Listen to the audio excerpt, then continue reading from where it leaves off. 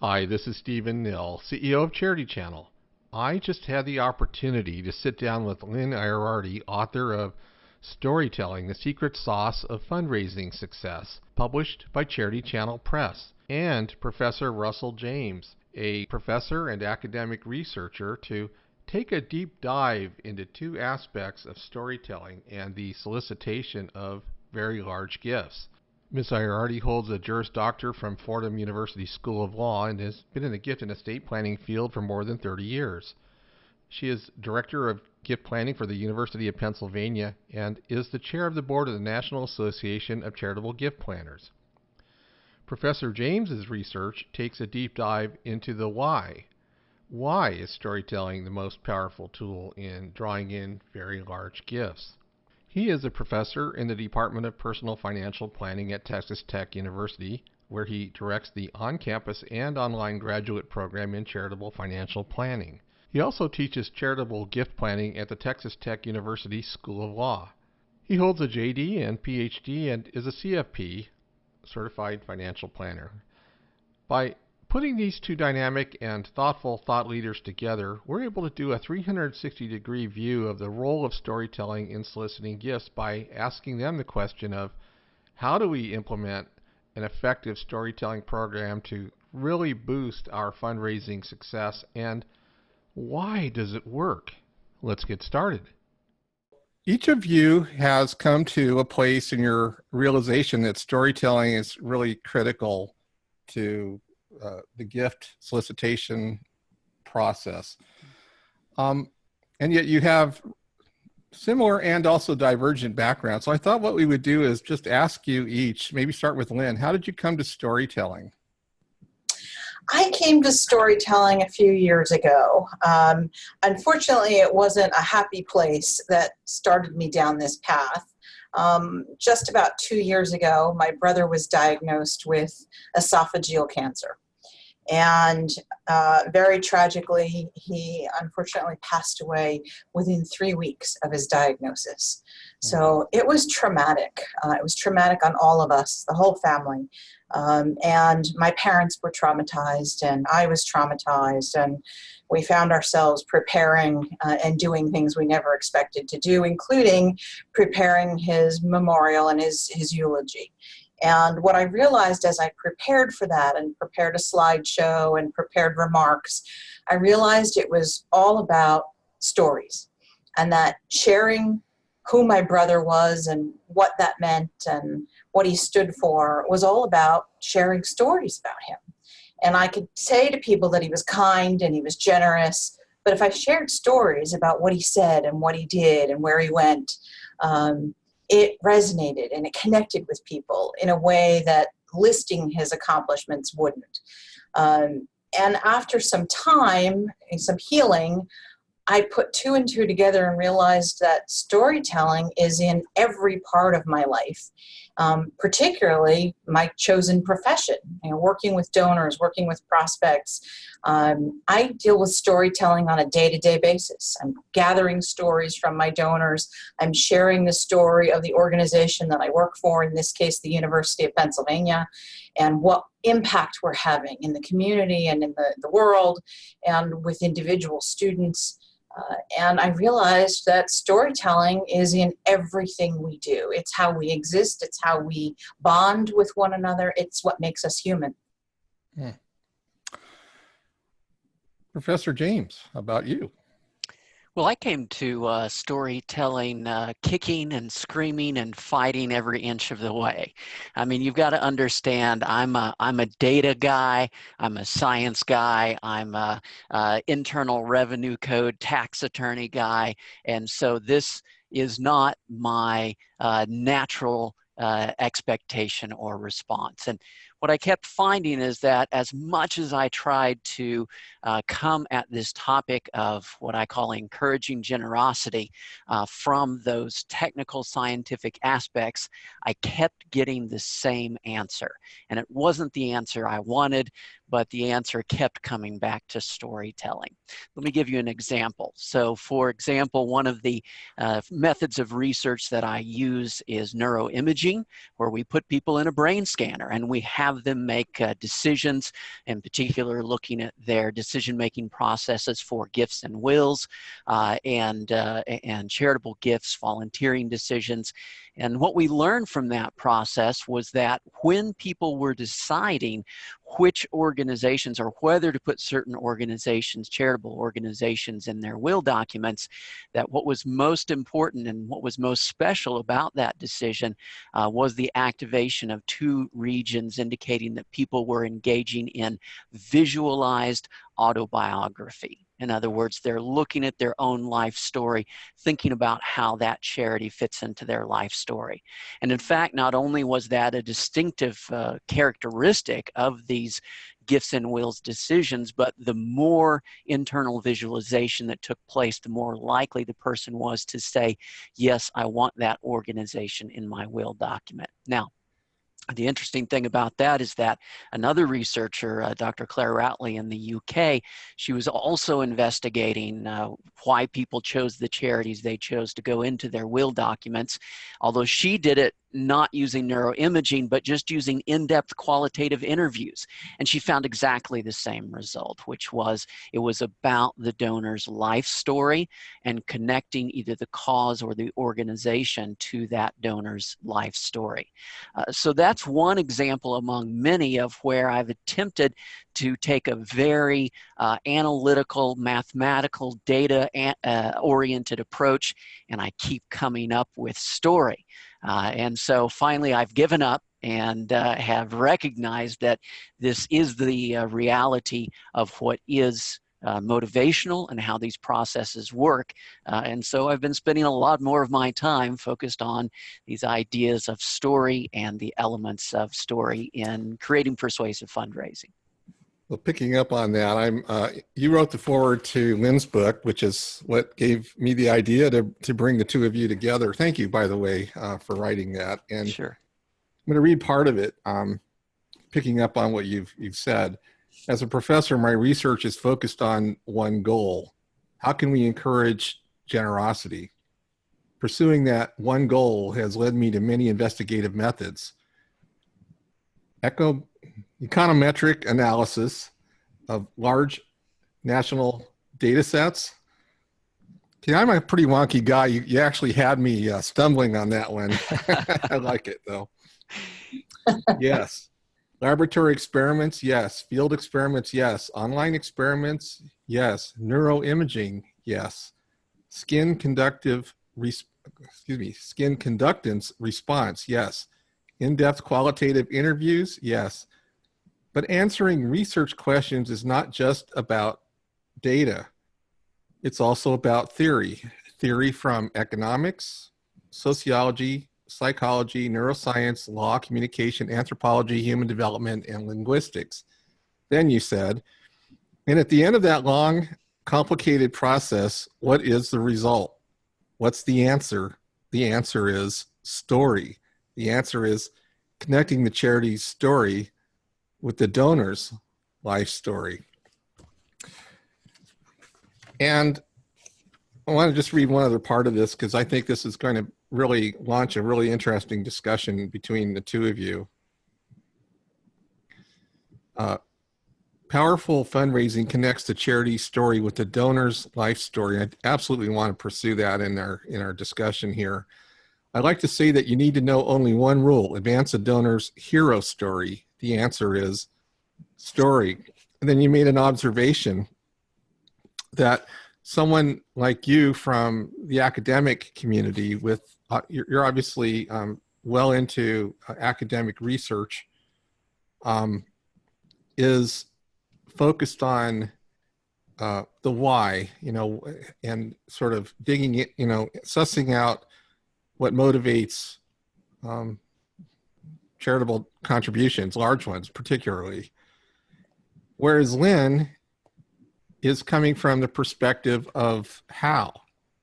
And I just think you're sort of a great metaphor for the divide between academic research and the practitioner world.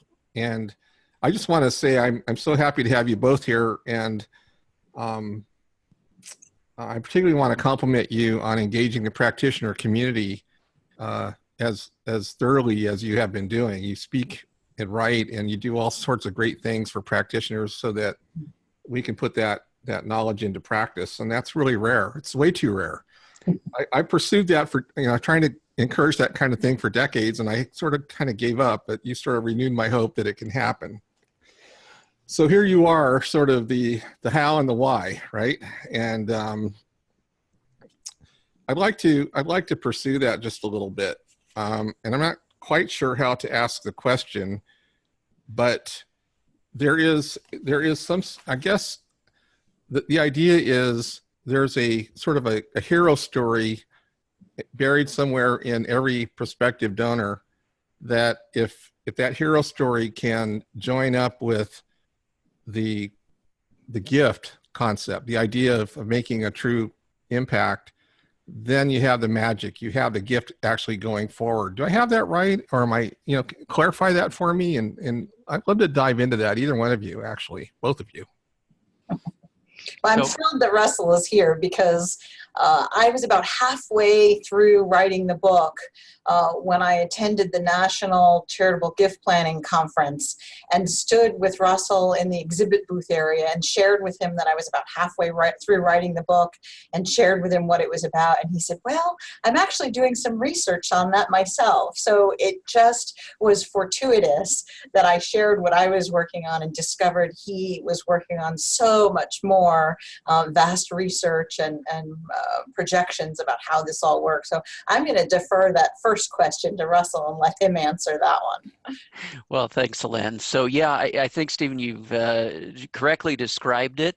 This idea, this core concept of advancing the donor's hero story is really a very powerful concept.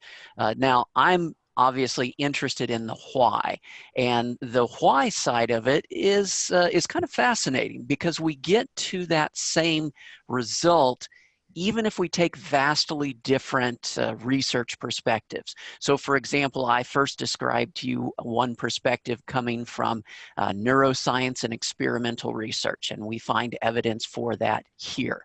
But in addition to that, we can look at things as diverse as looking at myth and psychology. And we go back to Carl Jung, and we look at this idea of the universal hero story that Joseph Campbell shared, and we get this same idea of how powerful this archetypal concept is. We can, beyond that, we can even get more sort of far removed, and we can look at the natural origins of this behavior, and we can look at what's called ethology or natural selection. Why do humans have such an attraction to this? But then fundamentally what we can do is look at things like literature and fiction, and how do we actually apply this? How do we use these concepts in the stories that we tell and the concepts that we use? So what I find useful is that each of these really diverse areas, and really in research, these are areas that don't communicate with each other, right? There's very little communication between these different segments within the academic sphere, but ultimately they're all pointing towards this same answer. And I think that sort of triangulation gives us a greater confidence that this idea of advancing the donor's hero story and some of the practical concepts that come from it actually have a solid basis, and that we can then use those in a very practical way, but guided by that underlying concept. So that's what I'm working on, I guess, is some of those underlying pieces and where they come from. But ultimately, what I find is that really good practical fundraisers, they're actually doing this. Right? We may not be able to say, hey, do you know what Carl Jung's archetype says about what you just did with that donor?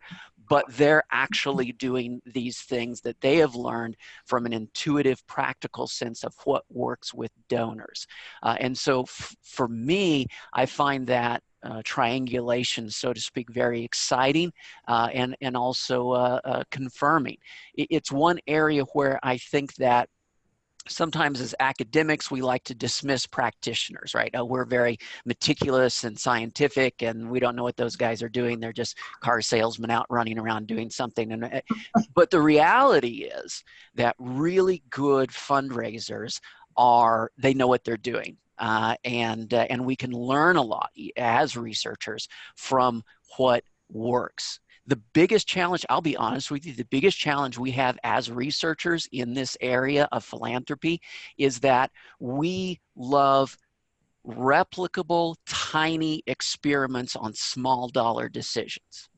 And those are great, those are fantastic, and we publish those, and that's mostly all we publish, but small dollar decisions are not the same thing as major gifts or gifts and wills, major lifetime type commitments. And that's why we really need to expand the view of what academics and research can bring to it beyond just, hey, do you want to give it $2 or not give $2? And that's where what the practitioners are doing and what Lynn brings to the table is really very useful and very powerful.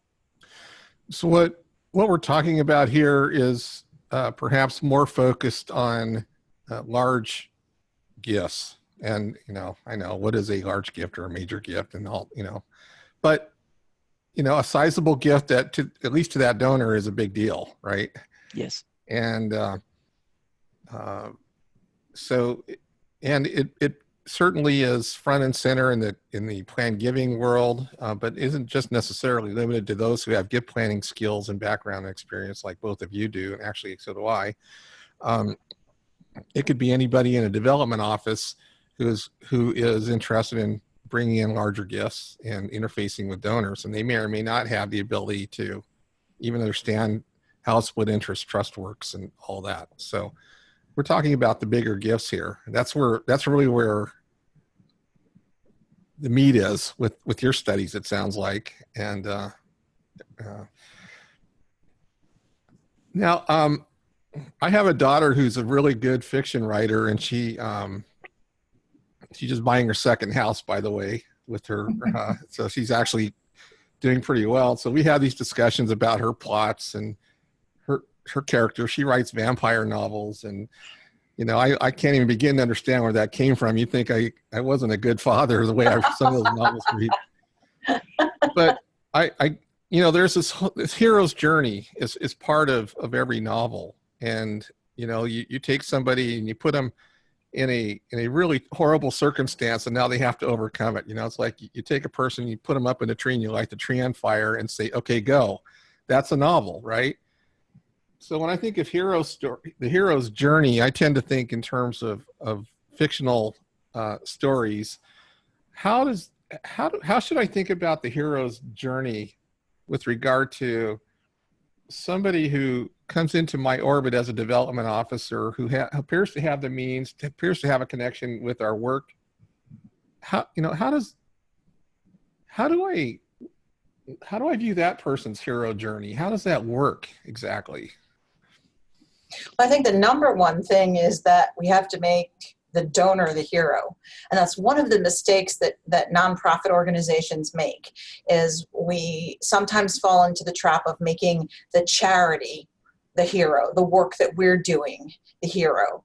And while that might resonate for some of those smaller gifts that you were describing, the $2 gifts, if you will, it doesn't resonate when you're trying to have a conversation and connect with somebody about a larger gift. Mm-hmm. They have to be the hero. The donors have to be the hero for the organization. And in order to do that, we need to connect with them. What is their passion? What is their interest? How can they be the hero to the organization? And that's all about impact. What impact can they have? What impact can their gift have? And then sharing that story. So that's in a nutshell, the number one mistake that I think we make as charities is we make the organization the hero. And even when we think we're sharing stories, sometimes we're simply reporting. We're reporting out what we accomplished. We're reporting out statistics. We're reporting out this is what we raised this year. And that's not a story. That's a report. And I think those are some of the biggest mistakes we make, is to not make the donor the hero. So the idea is to somehow have that donor see himself or herself as inside the frame of something heroic, right? Not just look at the great work we're doing, but here is you, here is us helping you step over into this frame to get some amazing things accomplished. And here's what you're going to do with that. I'm not expressing it very well. I'm just sort of trying to come alongside and understand how we should think about this. And let me jump in with this analogy. The idea is not the organization is important, but the organization is, I like to call it the hammer of Thor. Okay, so within the Joseph Campbell universal hero story called the monomyth, the advisor to the hero will provide the hero with a special instrument or a weapon that helps the hero to accomplish his or her goals. And that's what the organization can be. You know, if I really want to accomplish some great goal, let's say in cancer research, I can't do that by myself. But if Lynn hands me this weapon of the University of Pennsylvania and says, look, you can use this weapon to make a massive impact, that then fits the organizational expertise into my hero story. And the role that Lynn is serving in that story is what's called you might think of it as an advisor or a mentor. It's actually called the sage. And in many cases, it is the sage who challenges the hero or potential hero with a choice. So it is at that point in the story where the sage challenges with a heroic choice. Now that's what we might call the ask, but it is the point in the story, in the monomyth story, where the fundraiser comes alongside, makes that challenge towards heroism, provides that instrument or that weapon that helps the donor make that impact, and continues the journey with the donor to make sure that that impact actually comes true. So if we think about this in simple terms, let's think about Star Wars. Okay, the original Star Wars, we have Luke Skywalker. He's just a guy in his normal world. He's a farmer on this remote planet. And then we have the challenge. If you remember that movie, the challenge actually comes from a video from Princess Leia, but it actually requires the sage to come alongside. That's Obi-Wan Kenobi. Obi-Wan Kenobi comes alongside Luke and says, we've got to teach you the ways of the Force. You've got to leave. You've got to come to Alderaan so you can learn how to do this. And what we see is the hero does what? The hero rejects the call and says, no, I can't do that. But then later, the hero accepts the call to heroism, and we start that journey, and we find that what does the mentor do? The mentor gives a weapon to the hero to help him. That's the lightsaber in that case. So this is an example of a story that is not just accidentally a Joseph Campbell monomyth story. It was very intentionally written as a Joseph Campbell monomyth story. And so when we put those elements together, it keeps us from doing stupid things, because all of a sudden we realize that our role as a fundraiser is to be there as an advisor, as a mentor, but also as someone who challenges the hero. That's the point in the story that we call the inciting incident, where the hero is challenged with the decision of, you can make this heroic journey if you choose to do that. So the elements can really line up, and it can prevent us from doing things like exactly what Lynn's talking about, where we just want to show up and say, look at how great we are, can we have some money? You know, that fundamental approach to fundraising, which I like to translate it as, hello, I'm Russell, I'm great, can I have some money, please? It's just not that effective. Whereas if we can change that role to say, we're not out there to beg, we're not out there to say, aren't we fantastic? We're out there to serve as a mentor, as a sage, as an advisor, to both challenge and help the donor along this potentially heroic journey. Now, part of what that means is when we challenge the donor, we actually need to be intentional about asking to capacity, because a heroic journey is not something that's quick. It's not something that's easy. It's something that is challenging. And whatever my capacity is, whatever a major gift means for me, that's what the effective mentor is going to challenge the potential hero to do, because otherwise it's actually not a heroic challenge.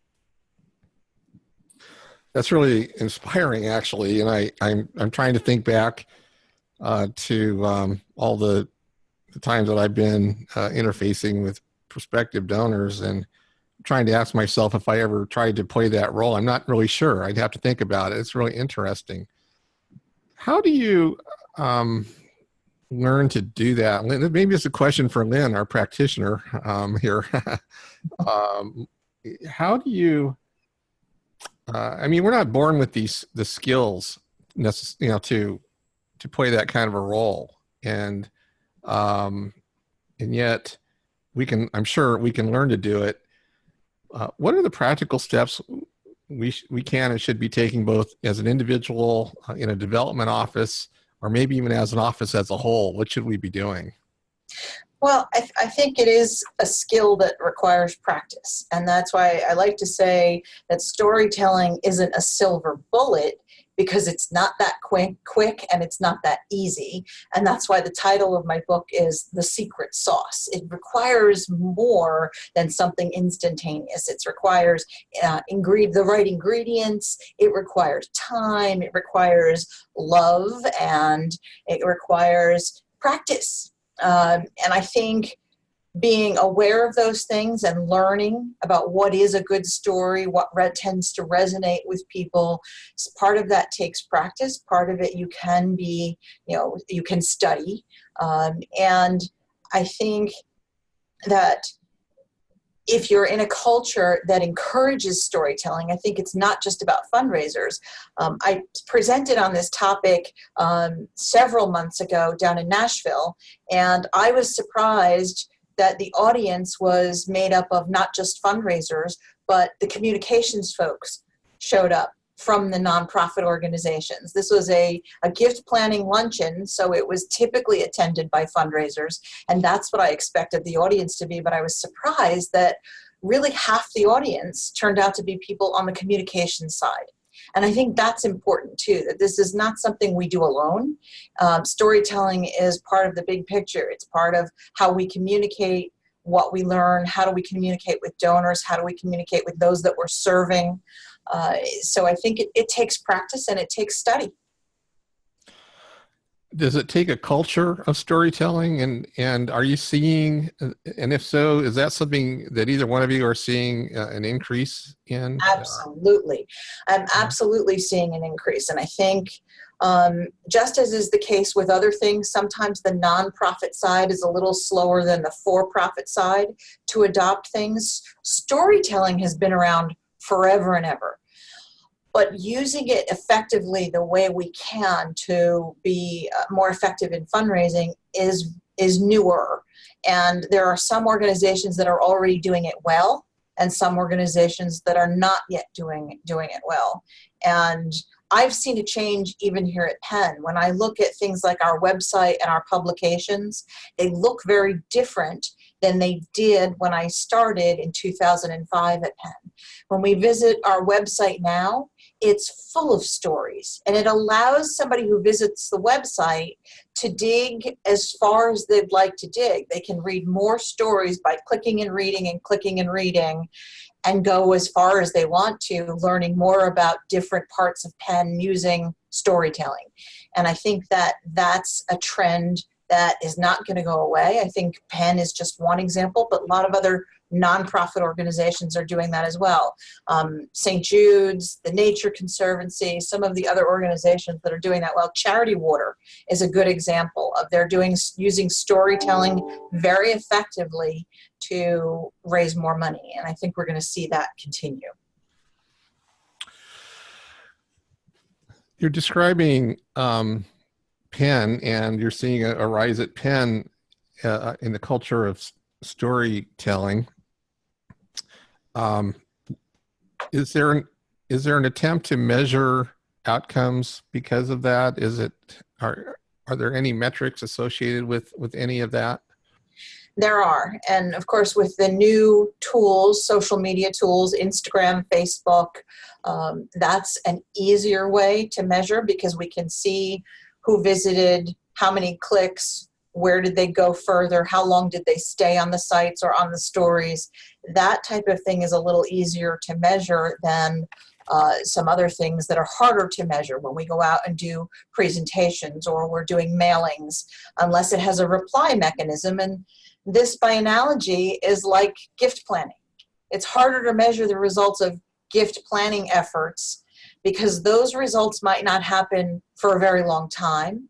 I have had the experience many times of visiting a donor and seeing them with a mailing, a postcard on their dining room table that we mailed out 3 years ago. So it has a very long shelf life, and we don't always know what the results of our efforts are. Somebody might put us in their will, but they might not tell us, or we might not know about it for decades. So I think storytelling, by analogy, is similar to gift planning in that in some ways there are results that are easy to measure, and in other ways it's very difficult to measure. And I think Russell would agree. I want to touch back on an question I had. When you were mentioning that there are many more stories that you'll see, for example, on the Penn website, and I gather on lots of other organization websites as well, so it's a trend. These are stories necessarily involving those who are being helped by the philanthropy of the institution or organization. The customers, it might be maybe their students if for an educational institution, or patients for a healthcare organization or whatever. And the question I had, and it's still not 100% clear in my head, but there's something here in the book that I want to touch on, and that is, you don't want to sort of tell the donor what their hero story is or introduce it to them. You want, and I'm going to read from the book here. Actually, you quoted Dr. James, so I'm just going to go ahead and read this. You wrote, more recently, Russell has taken the well-established hero's journey concept and interpreted it as a simple command that applies to nonprofit storytelling. It advanced the donor's hero story. Advancing rather than creating the donor hero story means a charitable gift should fit well within the donor's existing life narrative.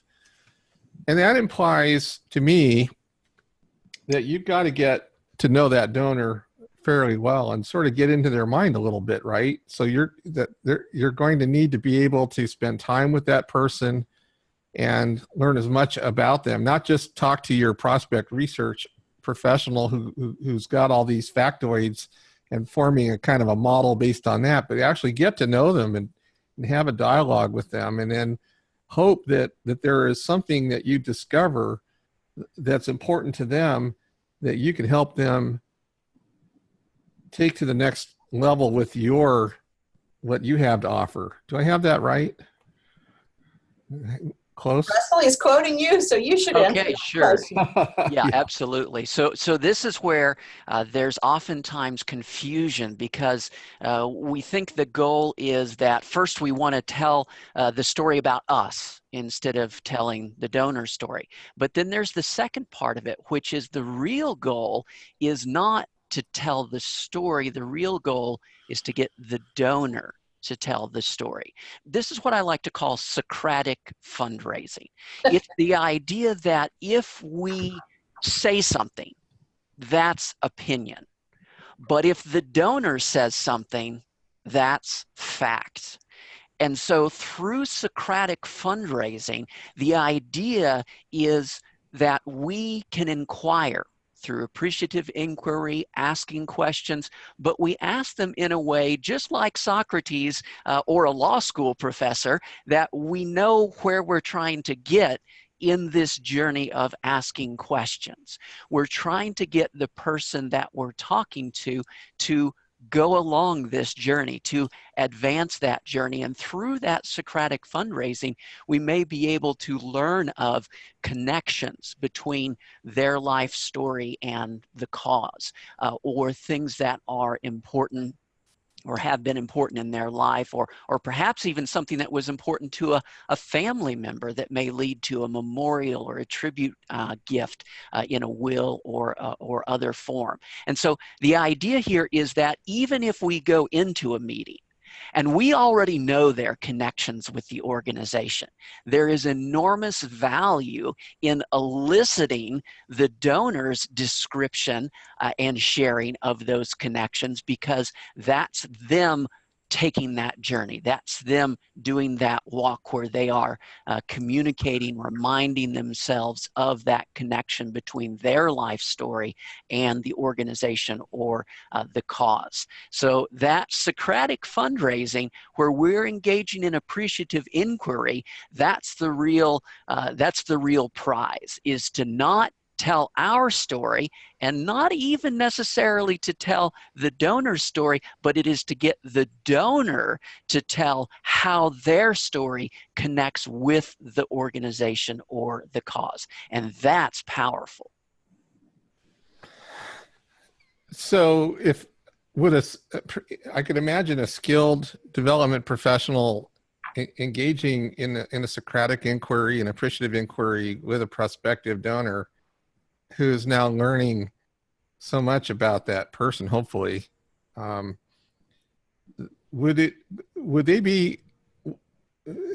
they take that information and sort of pull from a story bank that's already been developed and sort of customize that as a way to show the donor what's possible?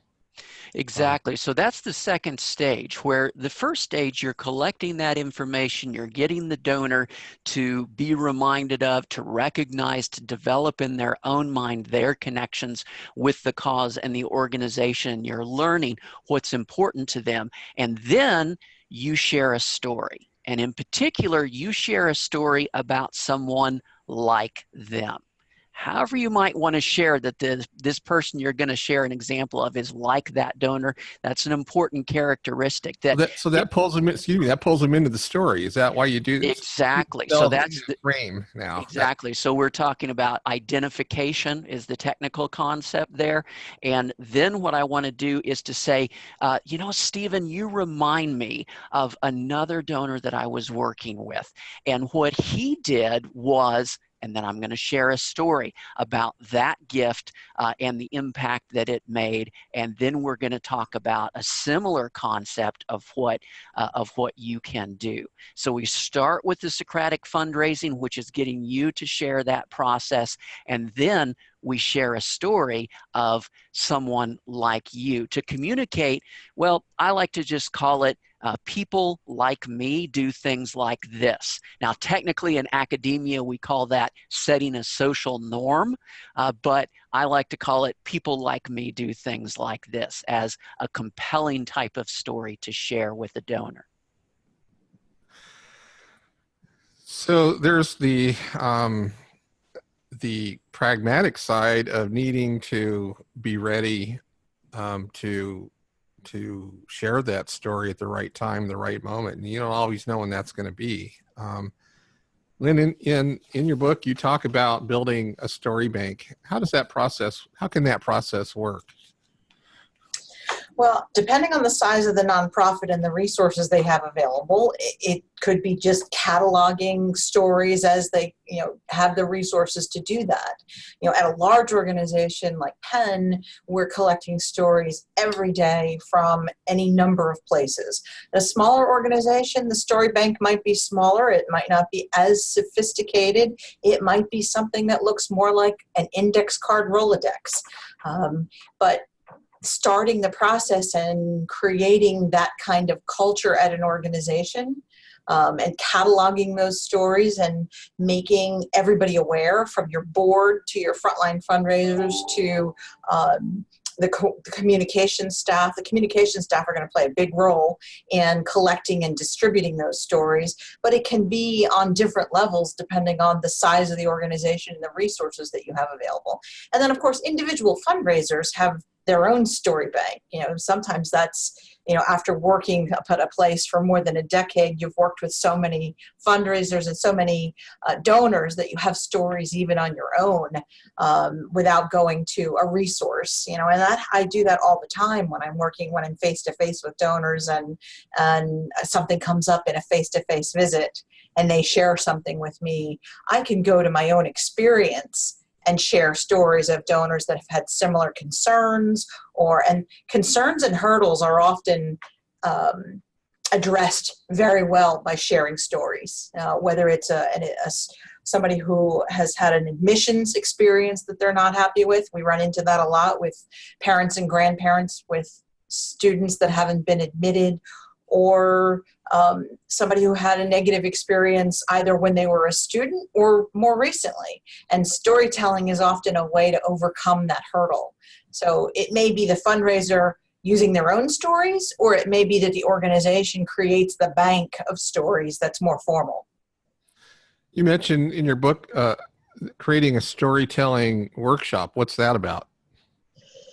That is about actually offering training on storytelling. And it can be very effective to bring staff together and look at these things, to look at what are the ingredients of a good story? What are we listening for?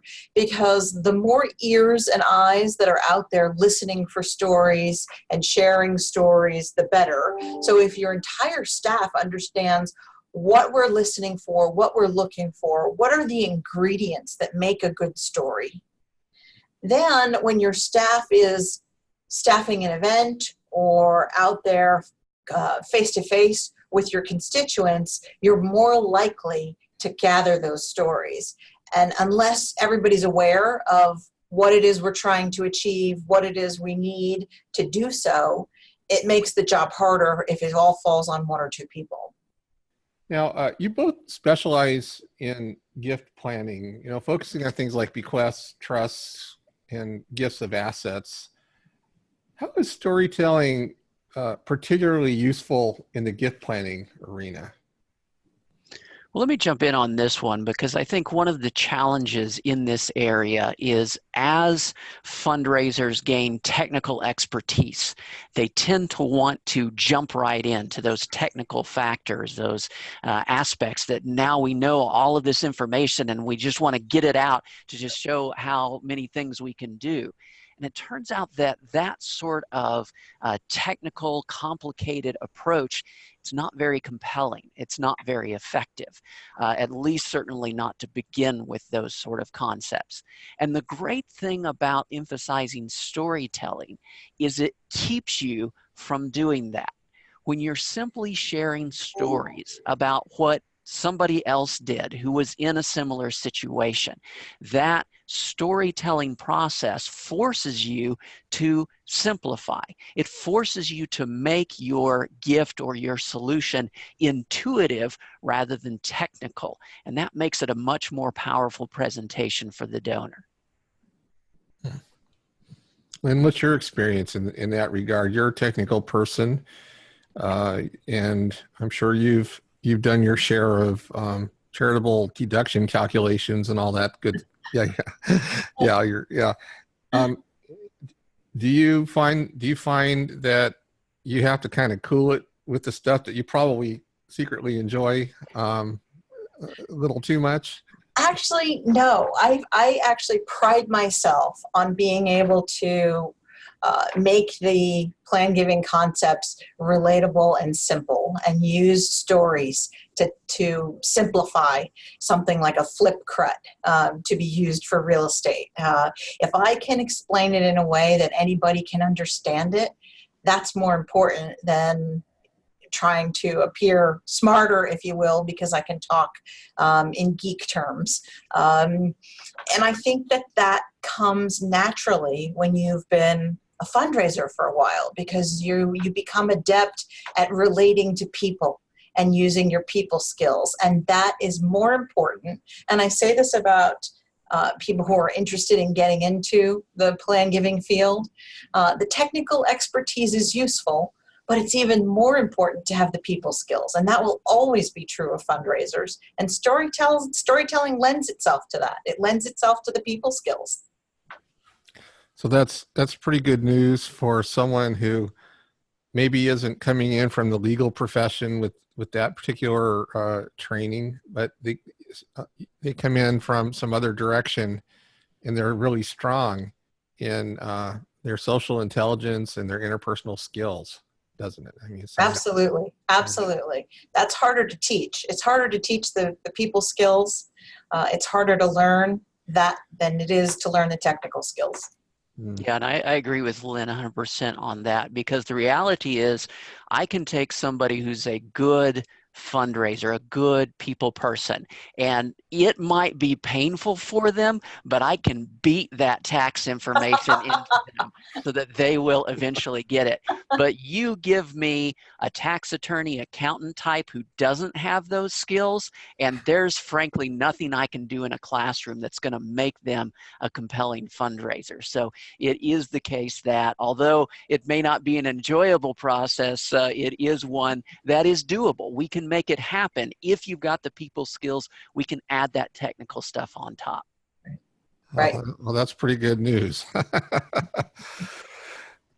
I wanted to ask you, now you both do a lot of speaking, and a lot of, for lack of a better term, presentations, to a wide variety of audiences, conferences particularly, but also boards and in front of donors, volunteers, other fundraising colleagues. Obviously, as a professor, you're every day you're probably in front of, I don't know if you teach every day, but every day that you're in front of students. How do you use storytelling effectively when you're presenting? I think presenting is one of the greatest opportunities for storytelling, and sometimes it's one of the biggest areas where we miss opportunities because we tend to rely on things like PowerPoints full of bullets, and we report data. If we're doing a board presentation, for example, we might share what our fundraising goals are, where we are in terms of that goal, what we've raised this year, how many people we've impacted, and we fall into the trap of reporting.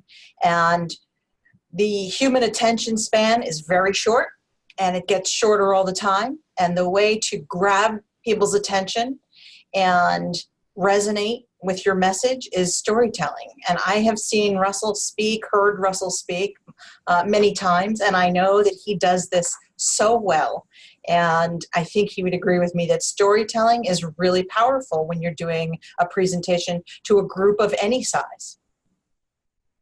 Yeah, I certainly find that to be the case. I mean, if you gave me a chance, I would just talk data and regressions and analytics for an hour, but I have done that, and I see the glazed look that comes over the audience when I do that sort of thing, except for the two people in the back of the room that are like me.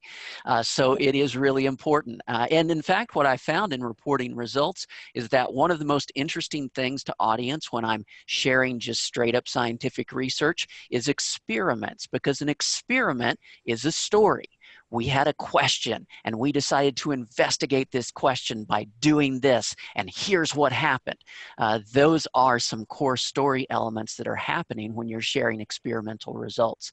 And oftentimes the data is important only as a way to get people to believe and repeat the story. That we've got this underlying concept, this is how people act, and now I'm going to share with you an example, and here's data, but it's all just supporting a core story or concept or narrative that we ultimately want people to believe and take out of that. If we just have data that's not supporting a narrative, nobody's going to remember any of those data points when they wake up in the morning.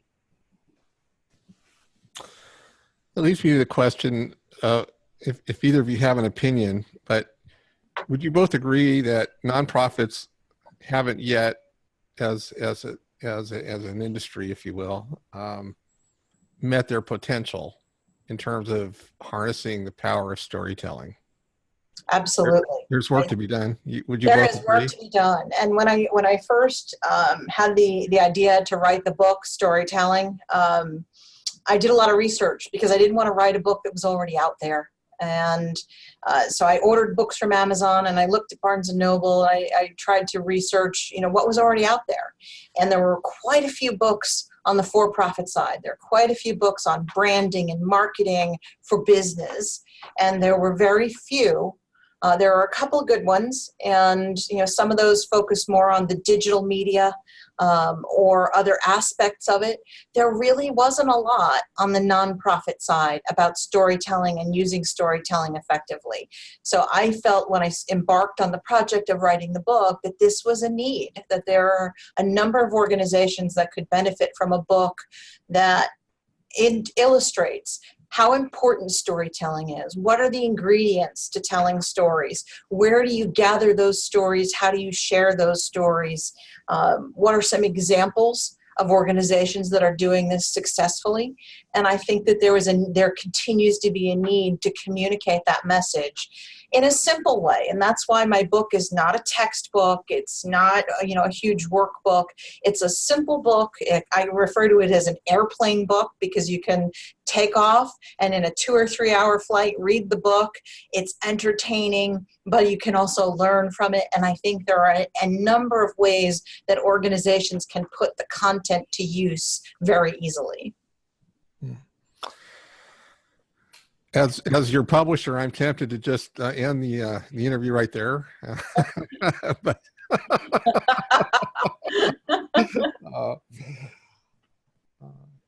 what work do you think needs to be done to really help nonprofits? Obviously, you wrote a book. I'm not dismissing what you just said. In addition to that. Oh, just that. Okay, never mind. That's all we need to do. I'll see you later. What other work can be done what else can nonprofits be doing to reach their potential? I think they can make a strategic decision, a conscious decision to use storytelling, put the tools in place, perhaps have those workshops internally, and look at, what tools do we need? How can we put the tools in place to gather stories, to share stories? And I think even if they do just a little bit, I like to say when I do training on gift planning to organizations that don't have a gift planning program, you can start small. And if all you focus on are bequests and beneficiary designations and you don't worry about the more technical stuff, start small, do a little bit. That will still yield results. And I would say the same thing about storytelling.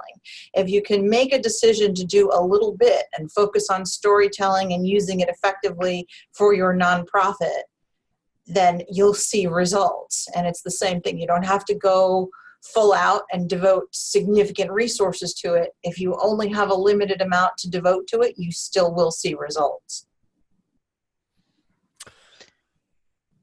And let me close by asking you. I think Russell was going to add something. Russell, let me not close.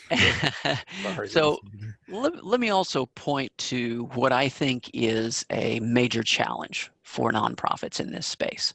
And that is that as much as the donor hero story is compelling in fundraising and major gifts, there is a major obstacle to telling the donor hero story, which is more present in some organizations than others. The power of this donor hero story is because the hero story is an archetypal story. It's sort of hardwired into the human psyche. It's very attractive, but there's a competing story. And that competing story is what I would call the administrator hero story. That's the idea that the hero story is about the heroic organization. And the role of the donor is really just to come along, recognize that heroism, give money, and then go away. That giving is really an act of gratitude to the heroic administrators for the work that they are doing. And from the perspective of the administrator hero story, that's the role of the donor. And as long as they keep doing their heroic things, in their mind, donations will just naturally come as a recognition of their heroism. So it is this competing story that makes telling the donor hero story a real challenge for a lot of organizations. One of the reasons why I think universities are essentially the best organizations in the world at raising major gifts is because for the university fundraiser, we don't have to start with telling the administrator hero story. We can start with what's important to you.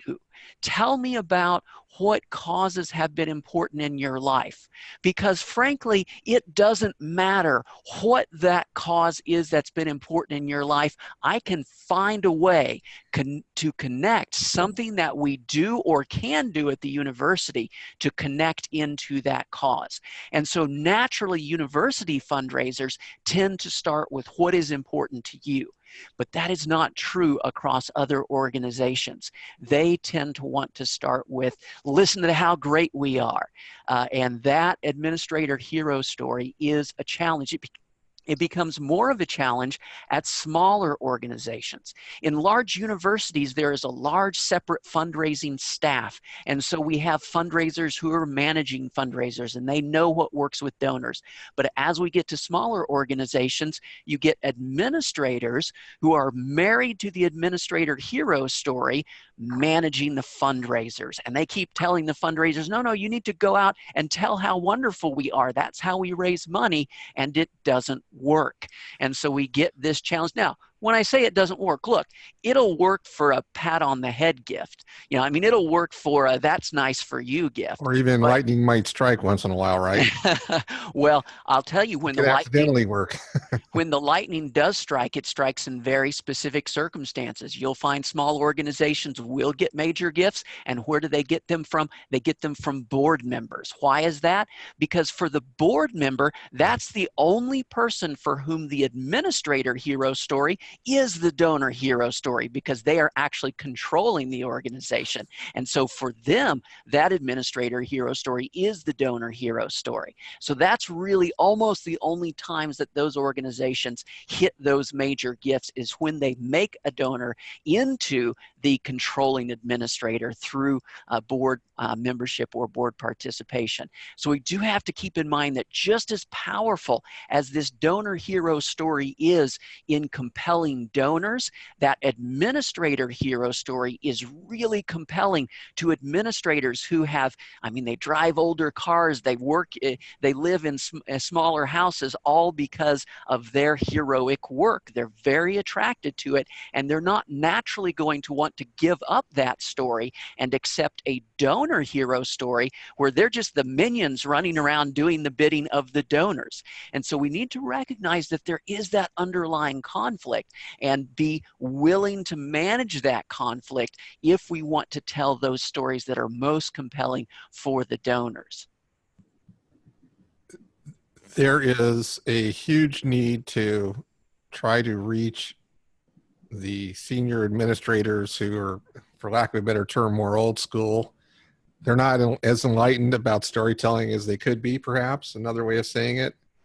Yeah, I honestly think you're not going to fix that problem. You just need to separate the organization so that the fundraisers can do the work that they need to do without having those who are married to the administrator hero story editing their copy and telling them, no, no, no, we need to change the story this way so it tells about how great we are. If we can get that separation, then it can work within the same organization, because it's really hard to get somebody to give up their personal hero story and accept a different view of the world. Sometimes it's better to just say, okay, let the fundraisers do their thing, and the administrators can take that broader perspective where they're doing all the complicated things that really are required to make the work happen, and the fundraisers need to be out sharing simple stories and emotional concepts that get action to take place. So sometimes it's just a separation that needs to take place to sort of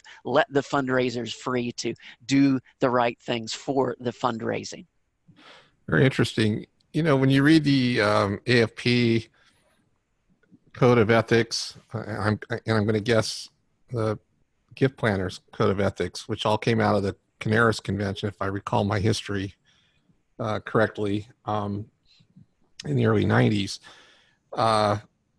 There's a thread that goes through there of putting the donor's interests first, and I'm sure that had more to do with the structuring of charitable gifts, and sort of making sure you're not harming the donor by completing a gift maybe they shouldn't be making, or maybe they don't have full capacity to make a decision. And I was my very first introduction to charitable plan giving was as a private judge in a case where somebody was about to sue a university for completing a gift, and they alleged the donor didn't have capacity. So my initial contact with the whole field was not a very positive one, because that gift should not have happened and it needed to be rescinded, but it was a real mess. But I think what's interesting is there's this sort of continued lip service to putting the donor first, a donor focused approach rather than an institution focused approach. And in the book Personalized Philanthropy, the argument has been made that unless we're willing to really turn around and look at things through the donor's eyes, we're really not doing that. We're paying lip service. This is another facet of that idea. This is not just looking at it through their eyes, but this is actually getting in there and seeing what it is that would really take this hero journey that the donor may not suspect is even possible, and showing them that it is possible, And I can't imagine a higher fruition of the concept of donor first than that. I mean, that is a life-changing event, and you're trying to achieve that. You're not trying to do it for the institution.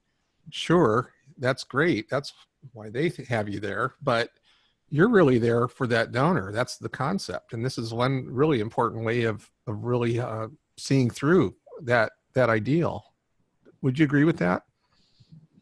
Yeah, I think you're absolutely right that this is an example of that. And I think there is a real difference between being what I call that sage or that mentor, and just being a salesperson trying to close the deal and get the dollars. And let me give you an example, because as somebody in plan giving, let me give you an example that I think separates the donor-centered happy talk from real donor-centered behavior. And that is the concept of, if you as a fundraiser take the time and effort to encourage donors to make gifts of appreciated assets.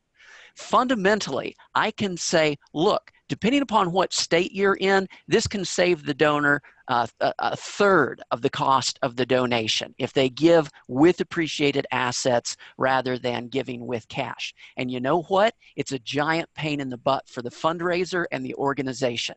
They just want the check. Because if you give me the asset, then okay, I've got to deal with this selling it and the transferring it, all that sort of thing. Here we've got an example of a behavior that is tremendously beneficial to the donor. Just bottom line dollars to the donor, but it's a hassle for the fundraiser and the organization. And I think it's an example of one of those separating lines that divides organizations that engage in donor-centered happy talk from organizations who are really willing to go the extra mile where the rubber meets the road and help out the donor. And it's one of the reasons why in some of my newest research, we find that organizations that raise gifts from assets, over the long term, those organizations grow dramatically faster than organizations that focus just on gifts of cash. And I think, part of it is the technical side, but part of it is just, do you really care about helping the donors out? And I think that attitude is reflected by long-term fundraising success. So the idea that the ability to structure a gift inherently is done because it's solving problems for the donor, not for the organization, which would rather just get a check in present dollars. Exactly. I gotcha. Interesting. I had never thought about it like that. Huh. Lynn, what are your thoughts? I couldn't agree more. And I think there are a lot of things, policies that can be put in place that make a difference to whether you're donor centered or not. Things like, do you measure activity versus measuring dollars in the door? Do you, is it more important to get the gift in by your fiscal year end, or is it more important to get the gift in when the donor is completely comfortable and ready to make the gift? Those sort of things go a long way toward, can you have the patience to do what's best for the donor? And in the long run, you end up with a bigger gift. Absolutely, always end up with a bigger gift when you can do it what I would refer to as the right way. And part of that is pulling out the donor's story. What are they trying to accomplish? What are their concerns? What are the obstacles? And those obstacles might tell me, well, then we should structure the gift a different way to avoid that obstacle. And that, all of that goes to whether you're really donor centered or if it's just lip service. This just adds this whole discussion of story adds such a powerful sort of facet to the whole plan giving sort of, not just plan giving or just, talking to, however the gift. I have a problem with the language, by the way. Maybe you two can solve this for me. I have never been able to get the language right because to me there's a gradation of gifts from teeny tiny all the way up to mega gifts. And they may or may not be structured in some way. And yet we impose this language, it's plan gift planning, major gifts, large. I'm sorry if I get tongue-tied. In all the years I've been at this, and I've been publisher of books on this stuff too, not just in my own career, it drives me crazy. So forgive me for the little rant, but well, I think that's, but part of that is changing too, because what we're seeing more and more are fundraisers. In our capacity as fundraisers, we have to wear multiple hats. We're seeing fewer organizations that have somebody that can only focus on planned gifts. And I think we're seeing more organizations where you're wearing multiple hats and you're a major gift fundraiser and a planned gift fundraiser, and maybe you're also doing the annual giving. So there's that factor. And then there's also the factor that the reality is we can and should always be thinking about a blended gift. If I'm working with a donor, I should be thinking not just about their planned gift or their deferred giving, but I should be thinking big picture. I should be thinking about their assets, as Russell mentioned, and thinking about what are they capable of in terms of annual support, what's a stretch gift for them, otherwise known as a major gift, depending on the lingo you'd like to use, and then what's their ultimate gift. But I should be hearing the donor's story and weaving that together, looking at all of those things and not segmenting donors that way. And that's really the role of what we talk about in story concepts of the sage or the mentor sage. That's the role that a fundraiser can play when they're providing that guidance and that expertise along that path. It's not just a, Glenn Gary, Glenn Ross, always be closing, get that check and walk out of there. That's not the role. If we play this other role of actually the sage, the mentor who develops expertise, who can provide value, that changes the relationship. It changes the framework. It changes the size of gifts that ultimately result. Mm-hmm. And the donor needs to be able to access that on the charities side, not just from their normal philanthropic advisors, although that too, right? Mm-hmm. Yeah, absolutely. You want to be able to provide that. And it is also the case because, I teach in a financial planning department. And so we train CFPs, and I'm a CFP myself. And having spoken at a lot of these conferences, I can tell you that a lot of certified financial planners have no idea that even the basic concepts such as, if you give appreciated assets, you get a double tax benefit rather than just giving cash. And so don't assume that just because this person has a lot of wealth, they know all of those sorts of things. It's helpful to be able to provide those, but again, we don't want to provide them as if we're speaking at a CPA conference. We want to provide them as stories of what people like you like to do. Maybe the secret with dealing with allied professionals is to use stories to make them the hero. So they bring their clients to your organization. What do you think? Two-edged sword, maybe. You've handed me a real powerful tool. I'm just starting to imagine how I'm going to be able to use this. Yeah, actually, if you're working with advisors and you want to motivate advisors, whether it's lawyers or CPAs or whatever, you just have to keep in mind that advisors are massively risk averse.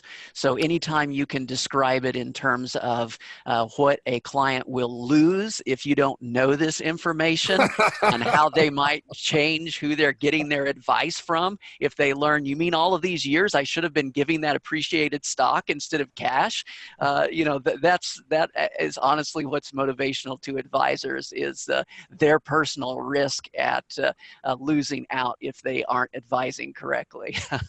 Yeah, guilty. Yeah. Well, both of you, thanks so much for taking the time to speak with us. There's just so much to learn.